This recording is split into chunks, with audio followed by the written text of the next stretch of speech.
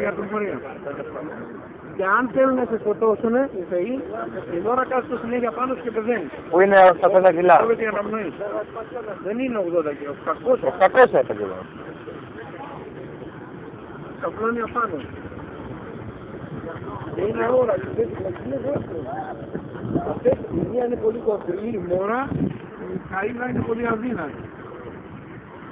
Και είναι άσχημες και γι' αυτό πάντα είναι αόρατες. Αόρατες.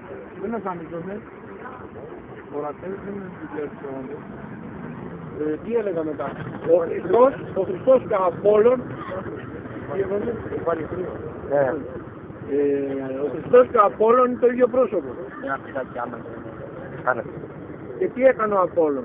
Για να αποκαλύψει τι έλεγε στη Βουβάγια που είναι το πουλί της Αθηνάς. Στη Βουβάγια είδες που λέμε ότι είναι το σοφό πουλί. Ναι. Γιατί είναι σοφό πουλί? Γιατί είναι το κουκού το οποίο είναι 9 και 9. 9 και 9 είναι 18. Αποκαλύπτει το τέλος της γης. 3, 6, 18.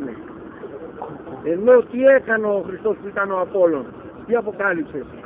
Έφτιαξε ένα πουλάκι όταν ήταν ξυλουργός. Ναι. Τον Ιωσήφ. Ναι, ναι. Έφτιαξε ένα πουλάκι το οποίο λέγεται 18. Λέει 18, 18, 18. Ναι. Αποκάλυψε τι λέει του Κουβάγια. Κουβάγια λέει το 18. Λέει το τέλος της γης. Γι' αυτό το λένε σοφό πουλί.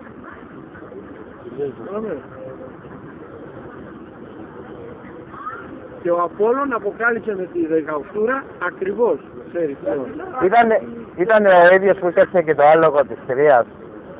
Που πήγανε με. Όχι, το άλογο της Τρίας είναι ο υπτάμενος δίσκος του Δία. Γιατί και αυτό ο ξυλουργός έχει φτιάξει, αλλά δεν θυμάμαι ποιος ήταν.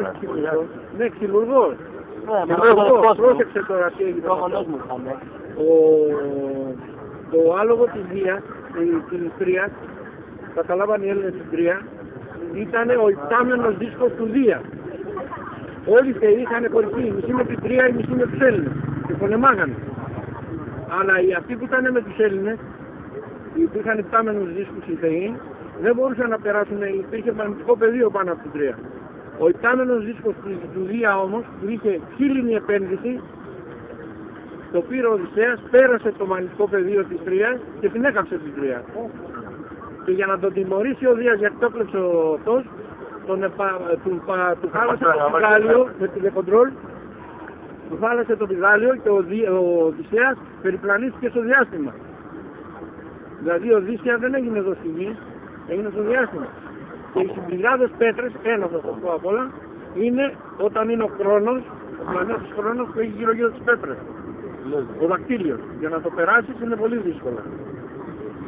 Για να κατέβεις στον χρόνο.